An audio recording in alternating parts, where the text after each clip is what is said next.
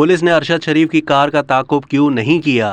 Pakistani senior सहाफ़ी अरशद शरीफ के कत्ल के हवाले से कीनिया का मीडिया नई पुलिस रिपोर्ट सामने ले आया, जिसमें इल्ज़ाम आयद किया गया है कि रोके जाने पर कार से GSU ऑफिसर्स पर फायरिंग की गई। रिपोर्ट में कहा गया है कि GSU ऑफिसर्स पर फायरिंग से एक कांस्टेबल जख्मी हुआ, जिसके बाद जवाबी फायरिंग की गई। नैरोबी में अरशद शरीफ की मेज़बानी खुर्रम अहमद कर रहे थे। वाक़ये के दिन अरशद शरीफ और खुर्रम अहमद ने इंटरटेनमेंट कॉम्प्लेक्स में वक्त गुजारा था।